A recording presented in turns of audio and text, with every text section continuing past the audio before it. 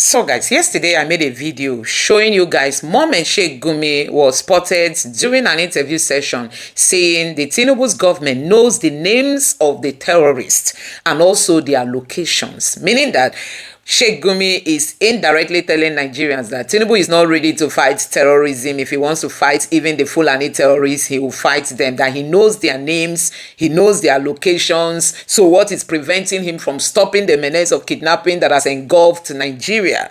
Don't also forget that Nuhu Ribadu was recently accused to have used helicopter to deliver money to the Boko Haram commanders during the abduction that happened in Kebbi State when school children were abducted. Guys, we were told that helicopter was used to deliver money to a Boko Haram commander's location. That really shows you that the government knows their locations, knows their names, guys. Anyway, there is an update. The corps member who was kidnapped going from Zamfara to Sokoto, he was kidnapped by Fulani terrorists and he was spotted in a video where they were stepping on his chest, almost wanting him to just die in that video. The update is that a journalist went to his family to find out what exactly is happening. So the family now narrated how a bus driver, is an accomplice of these terrorists, meaning bus driver, drove them to a particular point and claimed that his vehicle has spoiled and he was just like trying to repair it, and behold, the terrorists came out and kidnapped these guys. And this particular guy has been in the den of these terrorists. They demanded for 50 million naira. His family is a very poor family. They couldn't raise it. Nigerians raised 10 million naira, and the family took that money to the terrorists. They collected it and decided to switch off their phone, although there is a video circulating now that the guy has made a video.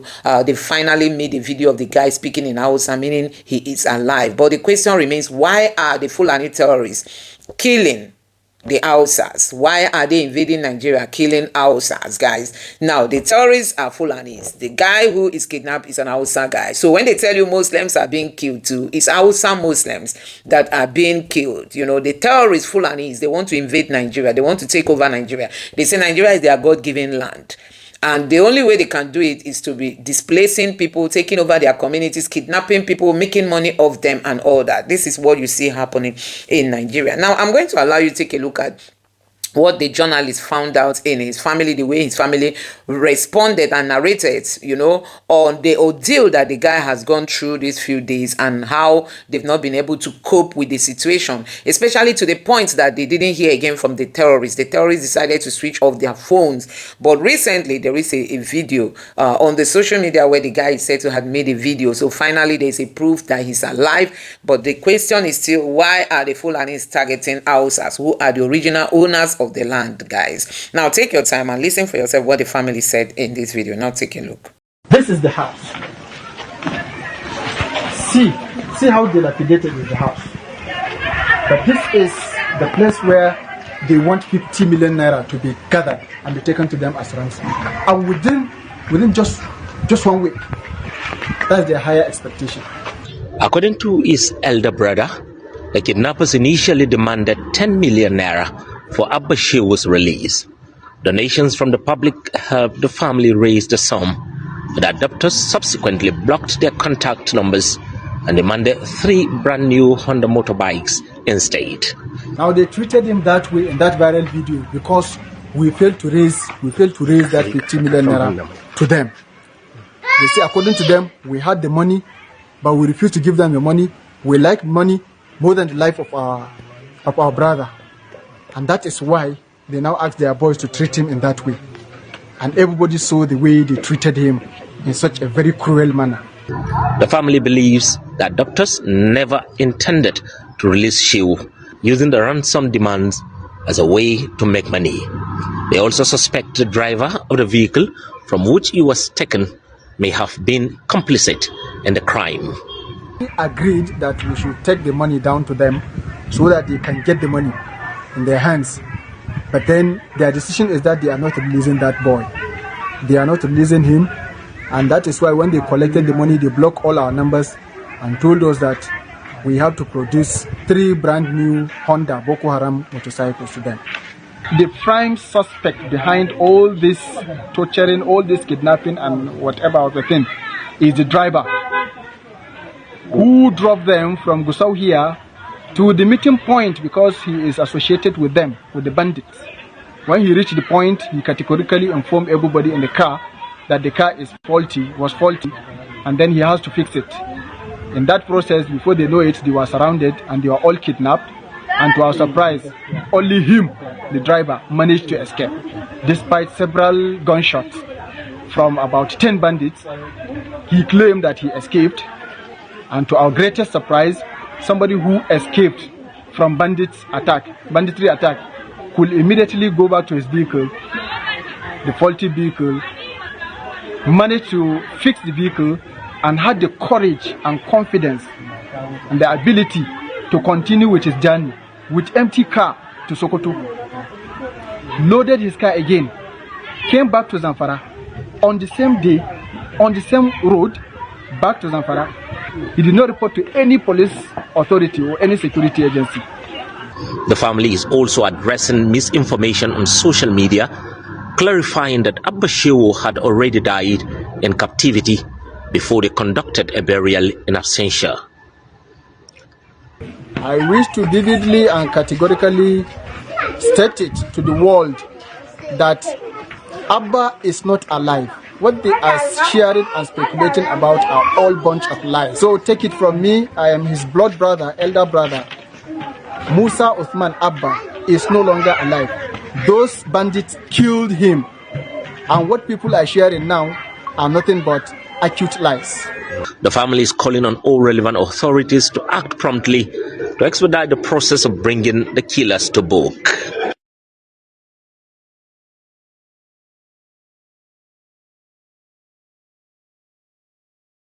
Government knows every terrorist by name and by location.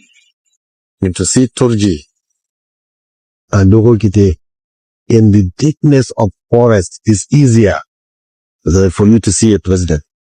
You see, there is no Christian genocide. Are Muslims killed? Yes, Muslims are killed. So all the problem with Sheikh Gumi is there with Turji. So this kind of people will tell me they are babies that need somebody from there to come and protect them. But Christians can protect themselves.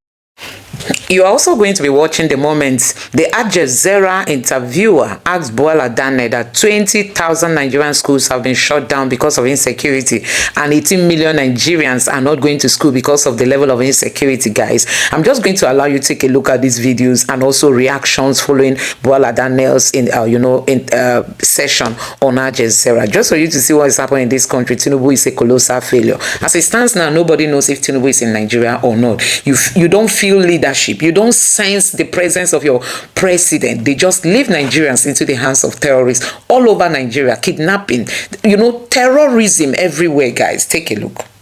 We're talking about the economy and the underlying social economic issues. Is the average Nigerian both safer and better off under President Tinubu? The obvious answer is no. All right. And before I get to that, I want to talk to what Daniel said. I always find it very interesting with Nigerian government officials who cherry pick statistics about the US and the UK, but they never say how many hours of uninterrupted electricity has the United States had compared to how many Nigeria has had. They never try and find, the good statistics that Nigerians don't benefit from. If you look at the poverty numbers, this is according to the Nigerian Bureau of Statistics. More than 120 million Nigerians are living in multi-dimensional poverty. So that's not just people who lack $2 a day. That's people who can't afford food, who can't afford shelter. And even if you look at the numbers of the people who have died, right? These are wartime numbers for a country that is officially not at war. And so I think it's really, really difficult to make an argument and say, things are trending in the right direction. Casualty numbers, wrong direction. Poverty numbers, wrong direction. Right. We were very clear with the Nigerian people when the decision was made. It will bring discomfort temporarily, but the long term is what we are promising. We decided to also involve intervention mechanism in dealing with some of the hardship that the people undergo. Now, when that decision was made in May 2023, it was hellish. But as I speak to you today, the numbers, the indices, and the stats are favorable to the economic reform that we have introduced. Our foreign reserve has increased substantially. Our net import dependency went down. Our export production capacity has gone up. Our naira is strengthened. We have provided opportunities for families who could not afford to send their kids to school to access grant and go and have their education. Cost of fee, tuition fee, as well as the cost of living. You mentioned school. 20,000 schools in Nigeria have been shut in the last few months because of these kidnapping attacks. Correct. 18 million Nigerian school children are not going to school, according to the UN. That is the highest number anywhere in the world. I blame President Bola Tinubu for what happened to Daniel Bawala the other day. I blame him because we should look at the cause of it. If Bawala was not been appointed spokesperson, he wouldn't be there to talk. I blame President Bola Tinubu because of all the people in the world. You go and appoint as your spokesperson somebody who has insulted you severally, somebody who has been very viciously against you. Is it because you do not have anybody among those who are loyal to you that will serve with you that could be spokesperson? Or is it because deep in down you're a masochist that to get your attention somebody needs to insult you first? That is wrong systematically, and nobody's going to say it. I take on responsibility to tell the president that that was the wrong choice. If for any reason Bawala has impressed him so much, the other positions to have given him, not the face of it. Okay. You also listed the ambassadors. This I must say, I disagree. It is wrong to send people out before you get agreement. The right thing to do is to get agreement before you put their name out. You say what stand out? Decision has been made, but I remain on record that the idea of choosing a former INEC chairman to be ambassador in less than 2 years after the election is wrong, is bad for institution, and is a bad precedent. Okay, except that, the appointment of Daniel Bawala. Yes. Look, it shows that the president is large-hearted.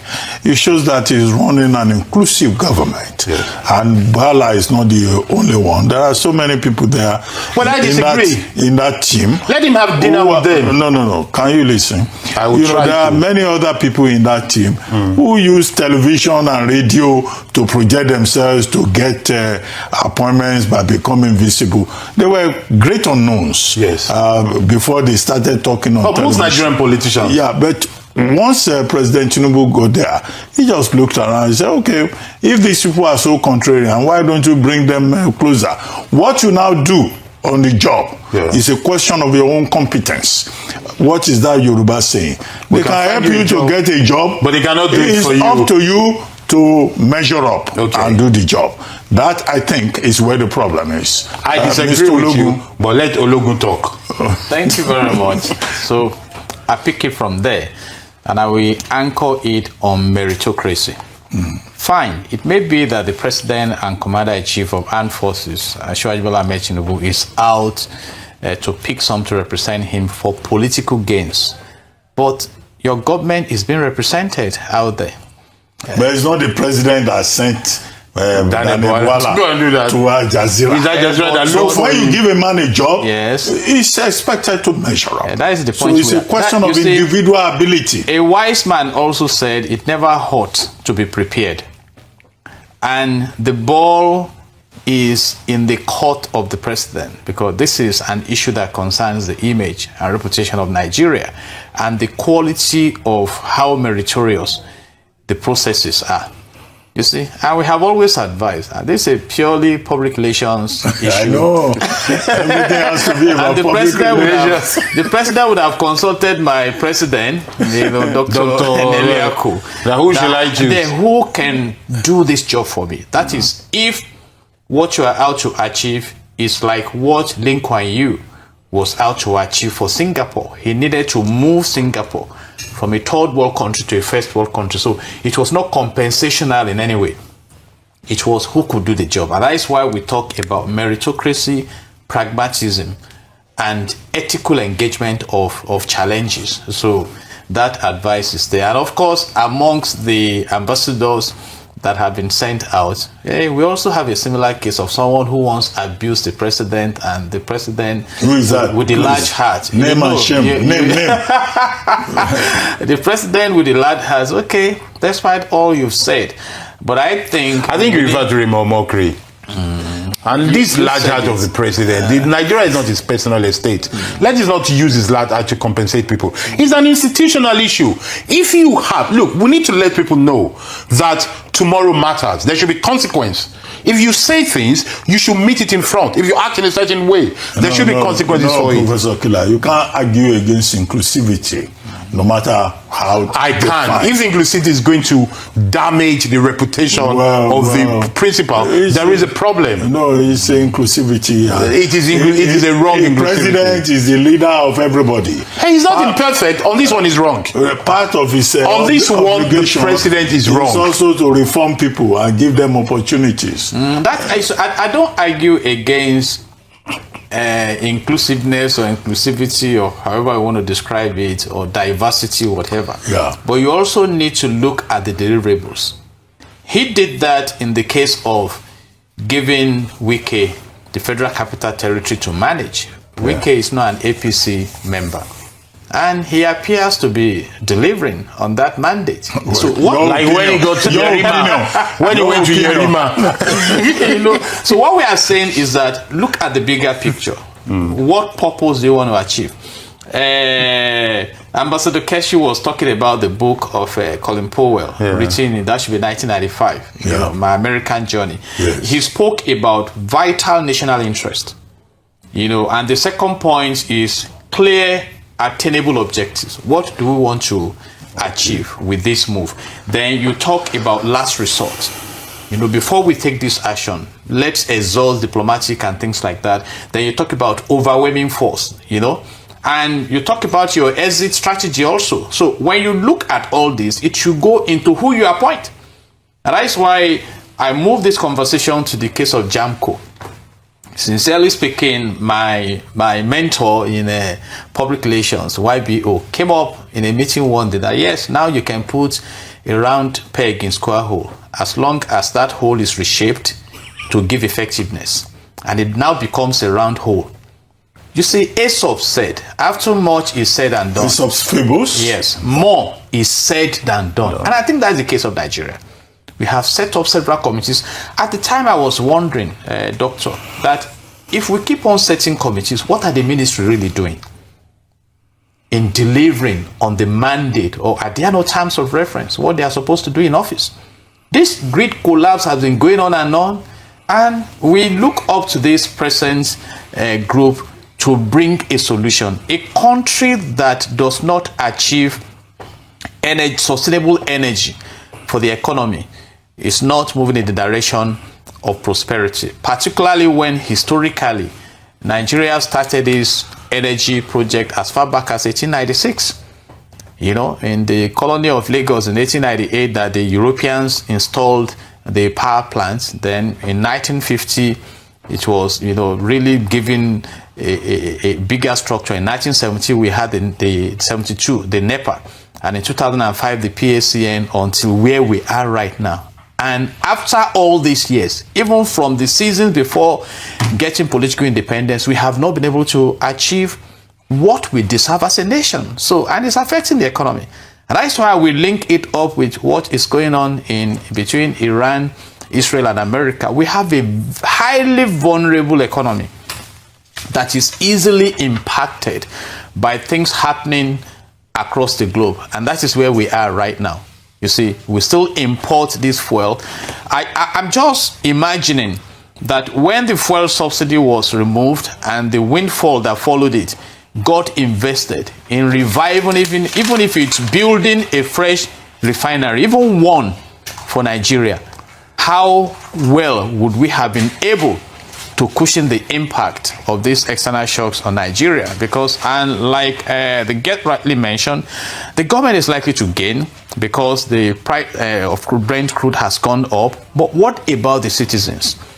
Now the inflation is back on the streets. You see, so we need to sit back and look at the concept of prioritization. Where do we put our money? Let's develop capabilities so that we can withstand some of these shocks. It's not all the countries of the world that will be shocked by this. Then what is our production capacity? You know, we have read about even mortgaging the crude of Nigeria for loans that have been borrowed, mortgaging the future. Even the Dangote refinery that we have here in Nigeria, can we supply all his crude needs? So those are the issues. We need to look at solid engagement of our challenges in the country. Otherwise, whatever happens out there, definitely will shake us negatively here. And I pray, like you did, Doctor, that a quick attention is given to what is rearing its head right now, particularly as 2027 is coming up, because out there, people are going to feel the heat, seriously. And, Prof, Doctor is on inverter now, and you were talking about jerry cans and that man was asking yes, inverter. Let's leave the Abati household. He's thinking of migrating to... He and the villa on the same lane. And of course, we cannot exonerate the states. Look at what Abia State is doing with the Nigeria Act that was signed in 2023. So states also can invest in that sector and empower their environment to attract direct local and foreign investment. So we must focus on developing this country, and on that advocacy, I stand. Okay, fair enough. Well, let's talk about education. The federal government of Nigeria has imposed a 6-year moratorium on the establishment of new tertiary institutions, including universities, polytechnics, and colleges of education. The Minister of Education, Dr. Tunji Alausa, says the moratorium is aimed at improving the quality and sustainability of existing tertiary institutions, particularly private universities, while admitting that the demand for higher education remains high. He said most institutions are struggling with sustainability challenges. He says it forms part of reforms in the education sector approved by the Federal Executive Council. The minister also announced the Federal Executive Council's approval of amendments to the National Postgraduate Medical College Act to recognize medical fellowship qualifications as equivalent to PhD degrees. Now, let me come back to you, Mr. Logan. Many have complained in the past that we should deepen the quality of institutions we have in the country, whether you talk of the public sector or the private investment. And the 6-year ban should give us that leverage to focus on how, even though we cannot even absorb all the candidates that are seeking to gain admission into the university system. So how do we handle that? And then this is a season of reforms, except that we hope that there will be a thorough follow-through, so that at the end of the day, just like when former President Muhammadu Buhari shut the borders to develop the local capacity for production, at the end of the day, even he himself confessed that no result was achieved. So we need to follow it up as a project to look at the impact, evaluate the effect, and hopefully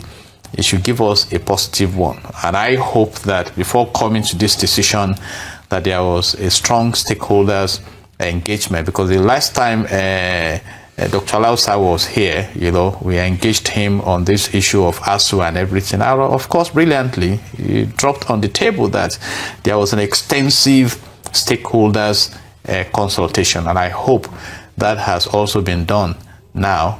And whether you like it or not, education is the bedrock of national development. So we should put a huge investment into that. And beyond the ban, can we look at revitalizing the education infrastructure and the welfare that we have in that sector? So anything that will improve our profile, I go for it. Professor Killer? Well, I think, to put it politely, I would say this policy, this minister has come up with something that I think he probably has good intention, but I'm not impressed by what they've put out there. To be very brutal, I think it's a terrible idea, this idea of moratorium, because let me put it this way. Now, what are the issues on the table? Diagnosis of the problem. The diagnosis of the problem is that we do not have enough university places, and the universities we have are not good enough. That is the crux of the problem. What is the solution that the ministry, the minister, and the government is proposing? Let us stop people from creating new universities and try to up the game of the one now. we do that by doing what in the middle of it, precisely? What, as the new people coming in, got to do that would destroy what we have? You see, we take it lightly. I did not do my bachelor's degree in Nigeria. I did not study in Nigeria. But I meet people, and I see them saying they're doing philosophy or they're doing English, but they wanted to do law. And so JAMB gave them this and they did that. And I think because we're used to it, we do not understand the gravity of a third party determining somebody's career for them. It seems normal for us. Let me tell people, it's not normal, it's a terrible thing. That is how we have frustrated professionals in their job, because they are doing what they not dream to do. That is why you have people who are teaching and are not happy to be teachers, because it's a management job. This idea of government determining people's life is an aberration. It's not normal, that we need to stop. If we have problem of enough places for people to get to universities, what we need to do is to build more. And streamline the process of admission, encourage diversified mode of learning, online, open universities, remote universities. If we have problem with the quality, what we need to do is to come up with a framework that will ensure the quality is sustained. You do it for existing people who are not doing well, and you raise the standard for those one coming in. You do not tell them they're not coming in. You see, we don't tend to have a holistic view, a bigger picture of what one policy might say to the rest of the segment of the rest of the world. So imagine somebody who's a Nigerian somewhere in the world that is talking to international or indeed national partners on a project in Nigeria, and perhaps they're having lunch or dinner in one club, restaurant, in a house this evening, and this news pop along, and somebody realizes that you live in a country, or you're inviting me to invest in a country where one minister, one government can just come to say, I put a moratorium on something for 6 years. What if they just bought land? What if they started to deploy some kind of money? I argue no government should have the right to make this kind of law, but it is not something you can enforce by law. It is a mindset.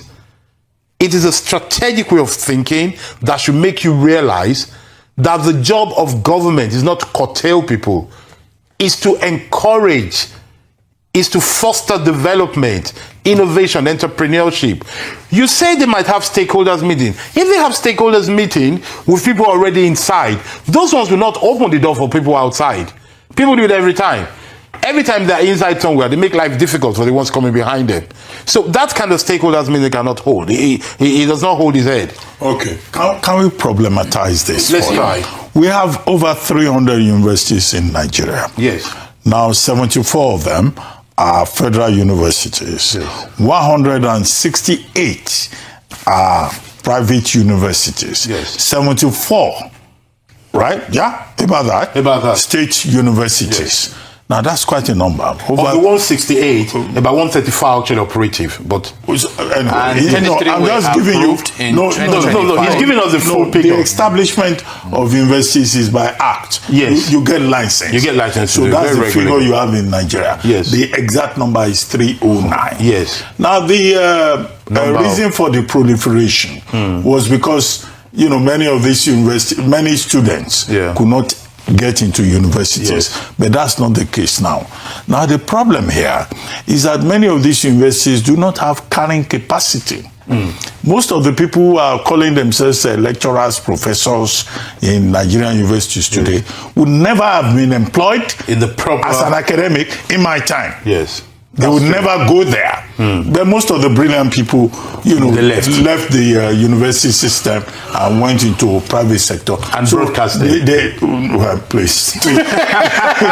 So the system had to make do, with what they could get. At the same time, another problem is that it has become something of an ego for a politician or a minister or some roadside contractor who got an opportunity to get close to government to go and get a university license. And then they start up these universities. These universities have nothing to offer. When I see some graduates, I ask them, who was your teacher? Who is that? Yes. So you can't be taught by nincompoops, who themselves are students that still need to be taught. And then you say we can have more universities. Where are those intelligent people who are going to teach in those universities coming from? So the same Nigerian problem that we have has been replicated. My own opinion is that, look, the moratorium is useful. Let us deepen the quality of graduates. Have you not seen university graduates who cannot even write a letter? They cannot. There are many of them. Who cannot write a simple paragraph? But you see, for the sake of young people... How do we continue with that kind of system? Well, you see, for the sake of young people watching this show, I want to bring out two things here. Please learn from what Dr. Ruben Abati has done now. You see, this is a lesson in logic and rhetoric. He started by saying, let us problematize the issue. Follow that step. Then he went on to break it down. That is intellectual thinking. Yes, you left academia for broadcasting. You're one of the people that got us in. I didn't leave for broadcasting. I left for journalism. Okay, you left for journalism. But anyway, you left. It was circumstantial. Circumstantial. Okay. If I want to go back, I can always go back. You're welcome. You owe me some lessons. You're welcome to go back. What am I going to do? When you came back from Oxford, you didn't come back. We had an agreement. You didn't follow, but we'll go ahead. You should come and teach one of these days with us. But he's very welcome. But here's the point. I completely agree. I totally agree with your diagnosis of the issue. We have people who should not be in the business of owning university, owning, that is true. We have a certain proliferation, that is true. We have people who are not qualified to become lecturers and are called lecturers, that is true. But the moratorium does not solve that. What is going to solve it is for us to all agree. Now the stakeholders thing can come into place. Let us set standards. Let us make it a view to say we want to make our universities great again. Back to the days of the great universities of Nigeria and say, this is the standard we want to create. And to do that, we need to look at 4 issues. We need to look at people, structure, finance, and curriculum.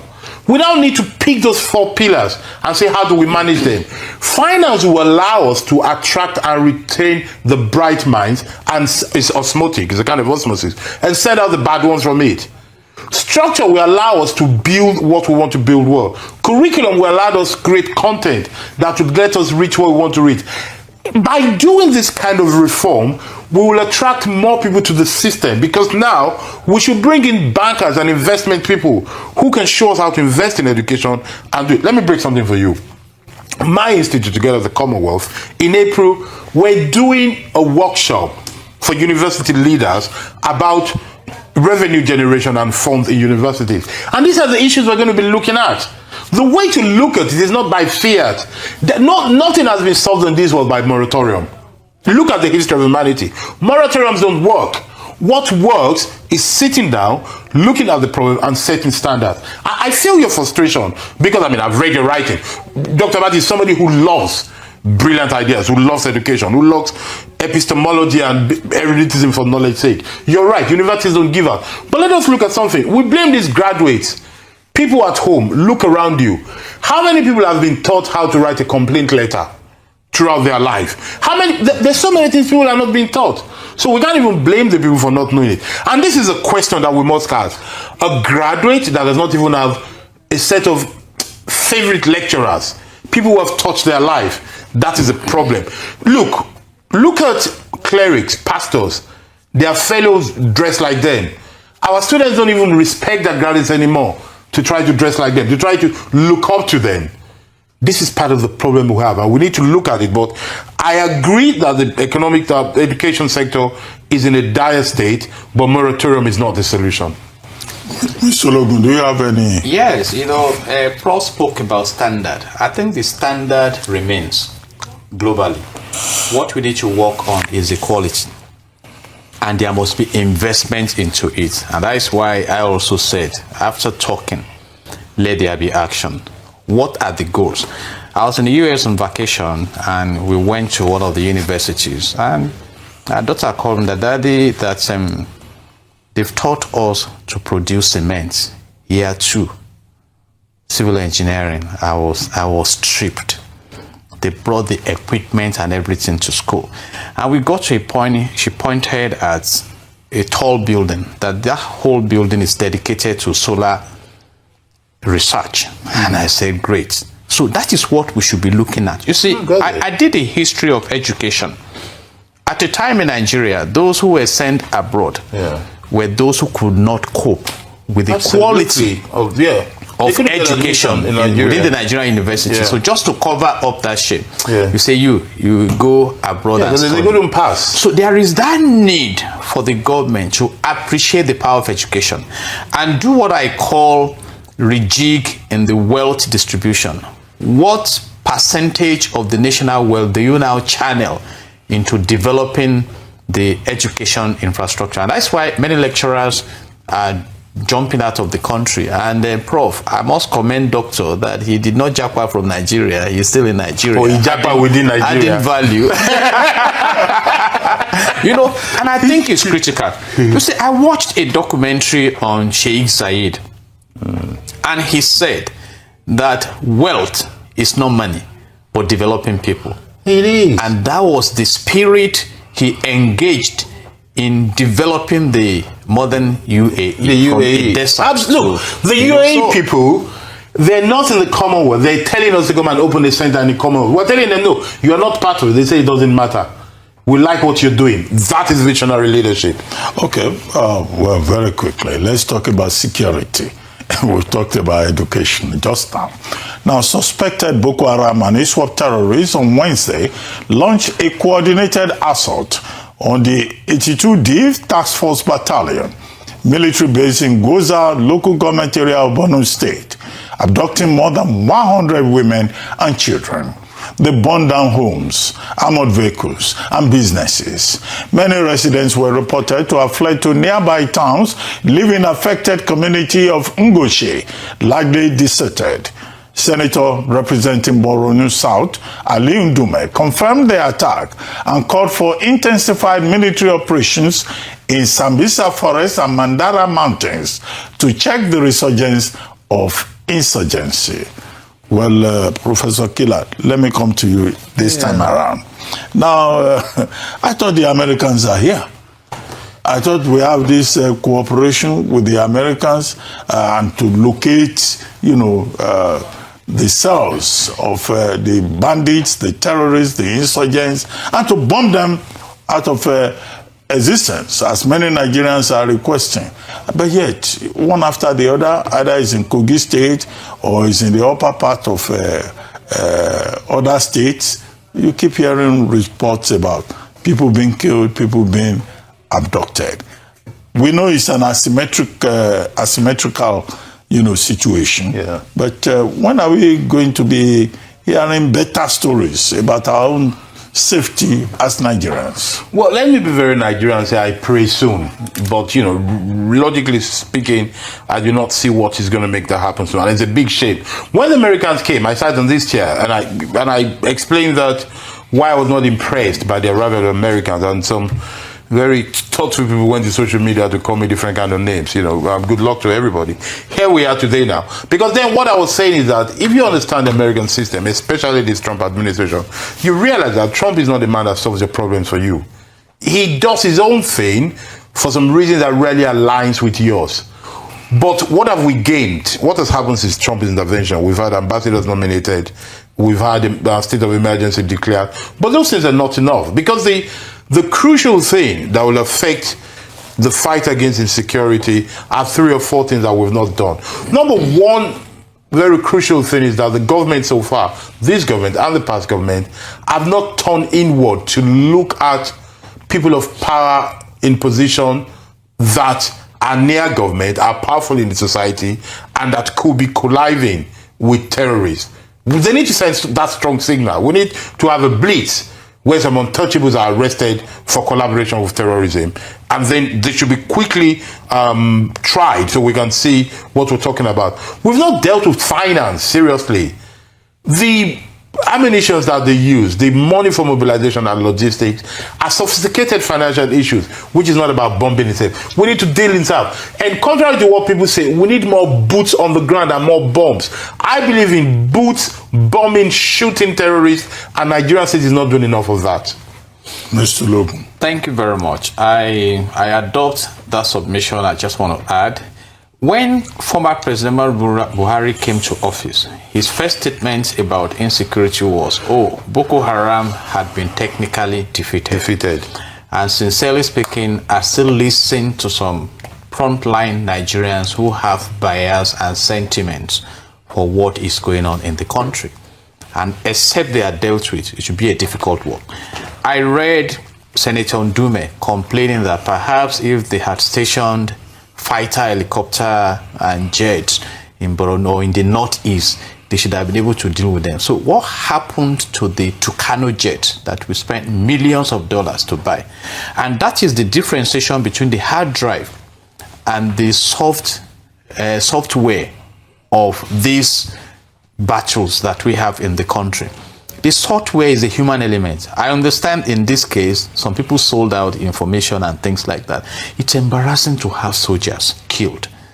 You see, so how are we going to win? And like Prof said, America has come to shake the table and they've gone. They have other issues that are engaging them. Now it's Iran. At a time, it's Venezuela. So what are we as a nation doing to ensure security? I'm glad right now that the president is pushing ahead on this concept of state policing, and I hope that will fly. What Section 14, subsection 2 of the Nigerian Constitution 1999 as amended says is that the security and the welfare of the citizens shall be the primary purpose of government. And I want all arms of government to focus on this. And can we win these terrorism battles? Why not? We can. But is the will there? That's a different question. And there is a danger. I read about how the Taliban were able to overrun Afghanistan. At a time, the soldiers started getting demoralized. And when they are killed like this, imagine at a time in Nigeria, many of them left service. You see, so what happens? So I wish the country the best as we refocus on the primary purpose of having a government. Okay, let's take one more topic before we call it a day. President Bola Ahmed Tinubu earlier this week suspended the policy on cashless payments at airports in Nigeria after reports of gridlocks and chaos at Nigeria's two major airports in Lagos and Abuja. Many travelers from Lagos Airport reportedly missed their flights on Monday as traffic gridlock overwhelmed the toll gate linking the international and domestic wings.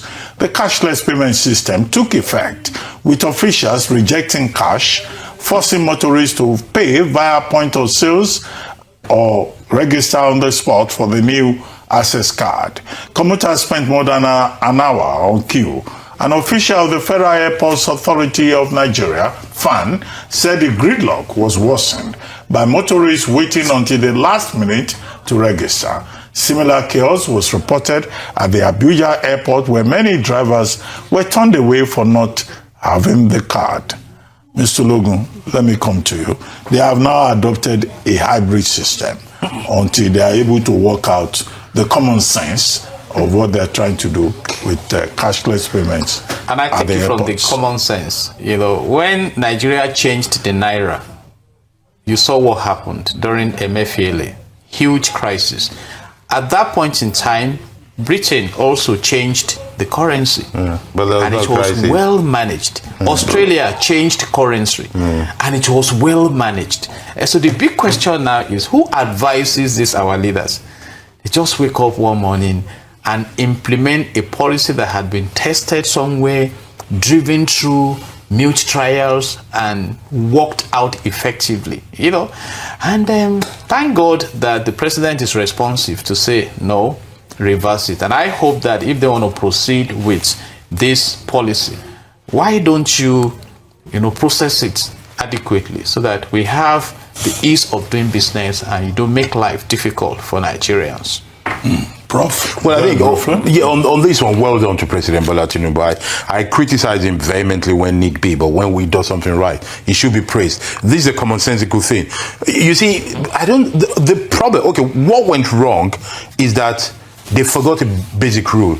You don't turn off the tap on anything that more than 10,000 people do it anytime. It's always gradual. They needed to have done it hybrid. To compound it, they did not monitor it. Because if you monitor, you will have the same number of people who have registered. And once those number of people were not there, you will see that problem was coming. But I think the underlying issue with this thing is the problem we have with Nigerian government and leadership. They're not people-centric. They're not customer-centric. The people who rule us do not include in their thinking how will the users feel. They do not walk around on eggshells to create disturbance for people. They think because they're in government, they can just say or do things. And that is the underlying problem that we have. Until we have a leadership that understands that to lead is to serve, and that whatever I do, I must make sure that I do not inconvenience other people's life, we're always going to be in trouble. That, for me, is a real missing link. Oops.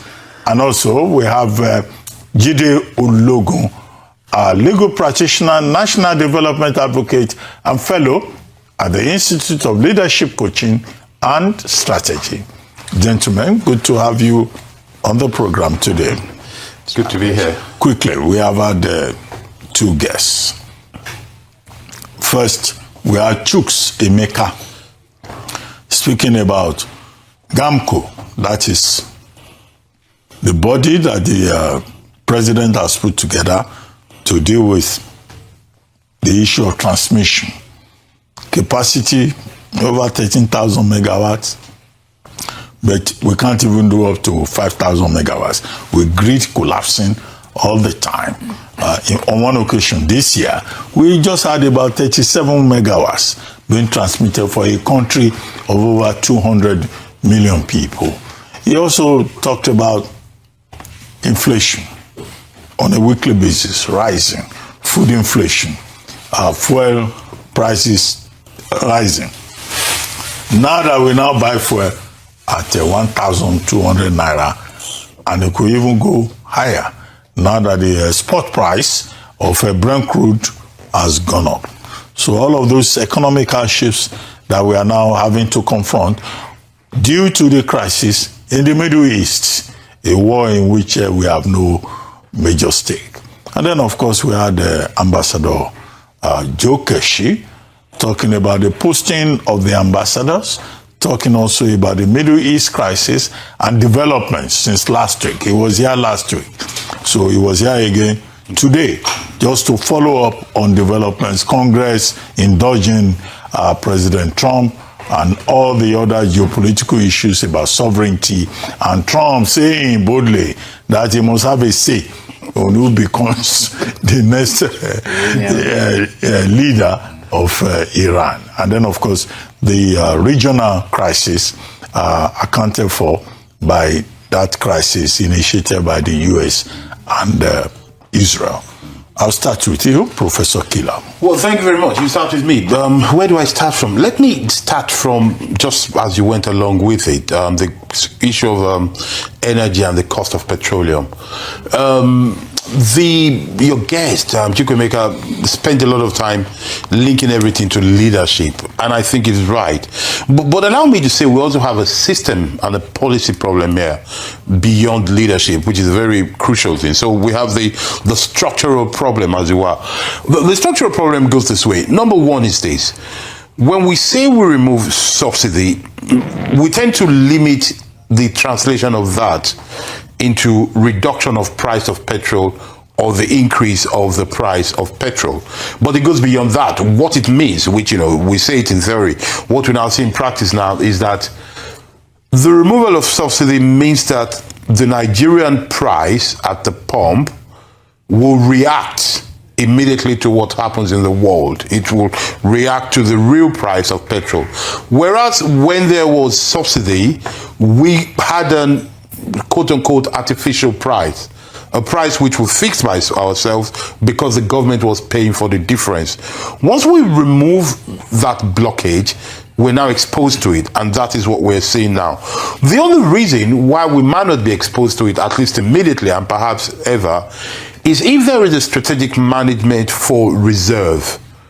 To say, for example, that we make a conscious decision, government, traders, and everybody, to say, we're going to stock up our storage for 2 weeks, 21 days, 30 days. And everything we buy after that will be to top up what we have.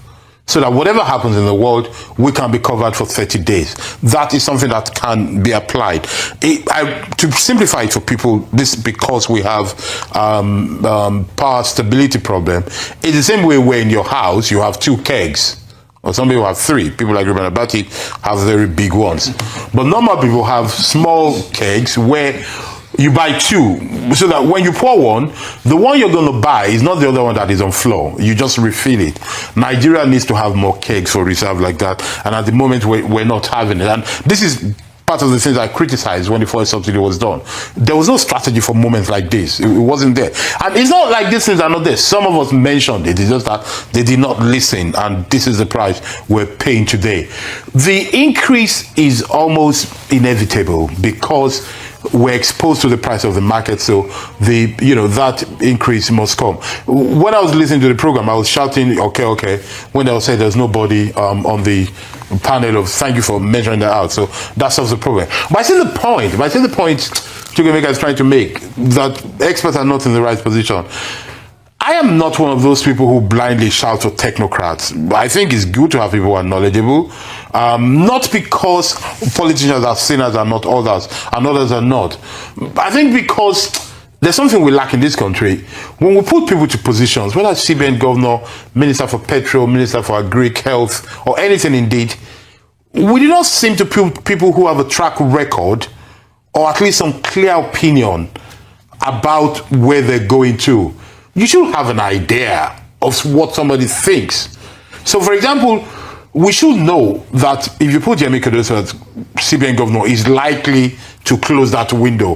We should have an idea of the policy. That is what I think is really missing here. And then that takes me to the issue of light, because the other thing he was talking about is the electricity thing for the board. I don't know. I think it's a big problem. It is on record that this president has stated that if he doesn't resolve this problem, they should not vote for him. So I think we have 1.5 or something years for him to resolve it so that some people can vote for him. Let's see how he's going to do that. But if the grid keeps collapsing, it makes it difficult.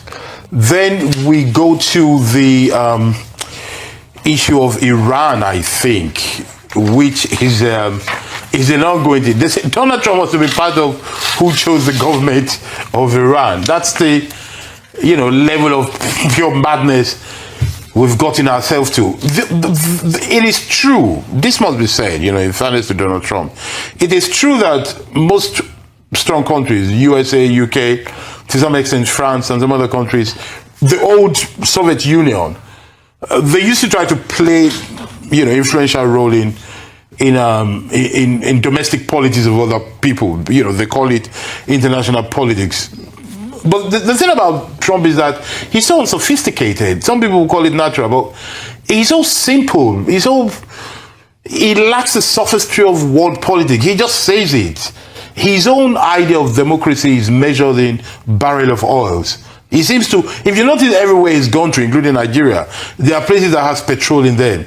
He doesn't disguise his greed or his sense of being a bully in any way. No matter, this is not even content. It's just a style. He's a man who says, I'm stronger, I'm taller than you. And, I think he has the language of a 12 years old, a very unsophisticated teenager. Those ones that, viewers, if you remember your school days, Donald Trump has the language of those boys, maybe girls, I went to a boys only school, of those boys who are very tough on the playground, but very dull in the classroom. That's the way Donald Trump comes across, and that's the problem we're having here. Ambassador Kechi quotes Colin Powell. Trump does not read very much, and certainly not the likes of Colin Powell. So you shouldn't expect to juxtapose the sophisticated Colin Powell, who is a president America almost had, but never had. It must be on record that Colin Powell is one person that refused to be American president. He was offered the ticket. He was sort of encouraged to run many times, but his worldview was so sophisticated and so nuanced that he thought that was being a wrong path. Trump does not read that. Trump reacts based on what he wants to do, and that is the reaction. I think Iran is going to continue Nigeria to, today is we say unbelievable, fight, guys. Very, but in very reality, Iran is going to continue to resist Tinubu's as long as they can, because they find it an unjust war. And I've just committed an error. We keep calling it war, but in reality, it's invasion of Iran by Israeli and the USA. We come back home to close the matter. The issue of our representation on this the... person here said this one was use I key the guy. Okay. Asuaju's men were also there during that interview. Another shameless Yoruba APC. Looking like a Momo man. Smart and intelligent Nigerians don't support Tinubu. Oh my God. This person also reacted saying, how is our Naira strengthened? Under Tinubu, Naira went from 400 to almost 2,000 at a point, and it's currently at 1,004.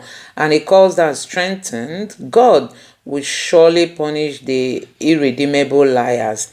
And this one here says, the obsession with tribalism in Nigeria politics is a convenient smokescreen for the ruling class. Why they exploit our division? Their actions are undefined by a single goal. Self-enrichment at the expense of the public. Poverty is the great equalizer in Nigeria.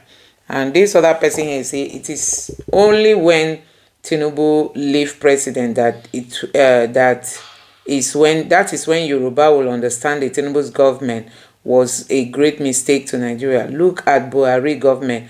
All the Hausa Fulanis was praising him till he left office. They realized that Buhari is a great mistake. I need to go learn how to be calm from that Egbegun, because the crazy idea of being tribalistic has really affected some Nigerians, you know. Just because the president is from a certain ethnic group, and they just take and allow all his flaws and failure, the same way he persuaded his flocks to accept 8 years of the late former president. What a shame. So Nigerians are no longer people you can deceive. All I can say is, are they talking about the same Nigeria? This is a heartbreaking to be mocking millions of Nigerians to satisfy your own selfish desire. We are far from freedom, guys. We are really far from freedom. This other person here say it wasn't easy for Bola. The shots were coming from all angles, irrespective of tribe or religion. Nigeria still has many intelligent people out. When you hear them speak, you immediately recognize one.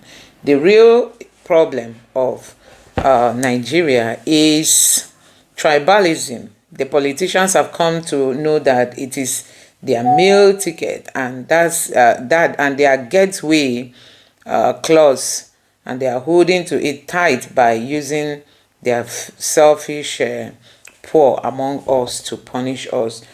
Exactly. People are refusing to acknowledge the truth, even though it's glaring to their faces, guys. Unbelievable. Tinubu's government has faced a whole lot of, boost for coming out to make Nigeria look as if Tinubu is working, while we don't know if he's doing anything, guys. This is unbelievable. Now, I don't know what you make of all this. Let me still take you through some of the reactions. Okay, the sound is Math Olympiad 2026 grand finale. Here is the result how the result played. Our primary category, first position is Imo State. Second position is Enugu, Anambra, Imo, and Enugu tied together, and then Enugu is the first. Junior secondary, Enugu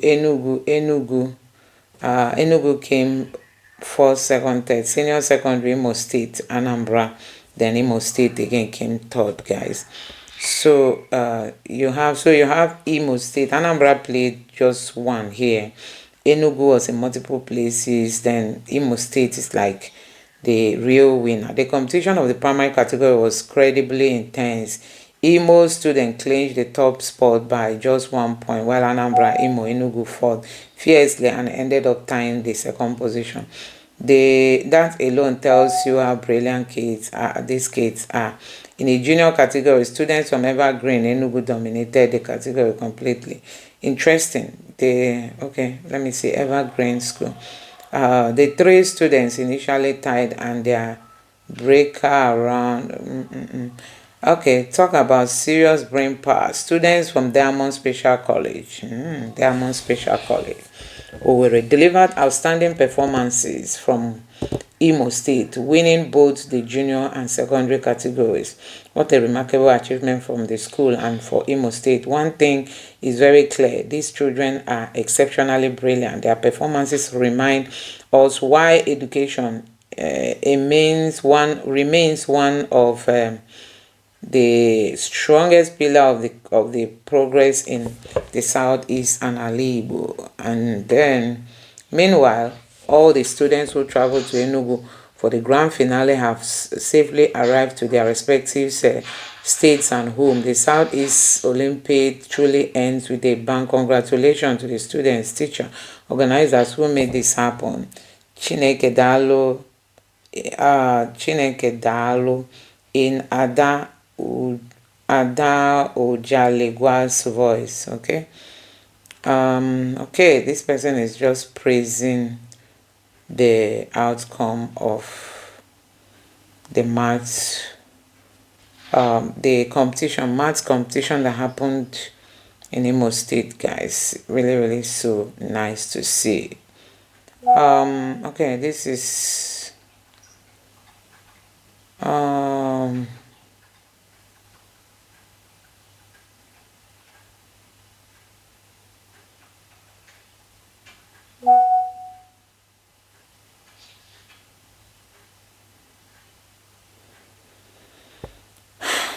so now, while Tinubu government, why is he forsake abducted core member in kidnapper, then Nigerians crowdfund ransom, while the Tinubu's government ignored the guy who was kidnapped. Now, Nigerians are the one coming to the rescue of this guy. I just learned that there is a more embarrassing part of the interview that Al Jazeera team cut out. Mehdi asked, why are you denying the things you have said? Boala said, because why has 2 branches and 1 tail? The entire room drowned in silence, ashamed of him. God.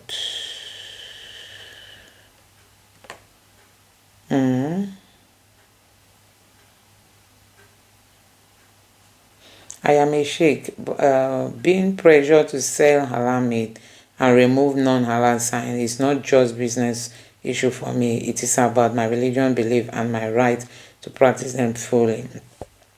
No one should force me to compromise their faith to satisfy intimidation or pressure. Okay, I will respect anyone to follow their religion, and I expect them to respect I expect the same respect in return, as I don't go and intimidate places who are selling halal. I will not bow down when it comes to my belief. Freedom of religion must apply to everyone. If they want to have holy war for this, then let it be. So let me know your thoughts on all these headlines I'm reading out. Most Nigerian men I know here in Europe send their wives out to sleep with white men and collect money for them. Then they use the money their wives bring home to build properties in Nigeria. Where is this one coming from? Now, this one is these kids, okay. That's Boko Haram kids. I don't even want to talk about all those. Anyway, guys, let me know your thoughts in the comment section below. If a nation has a generous welfare state, it will attract groups wanting welfare. Incentive explains outcome. Okay, yeah, it's true. Minnesota, nearly every Somalia household with children is on welfare. This is really so sad. Common sense. It just depends on people's money. Anyway,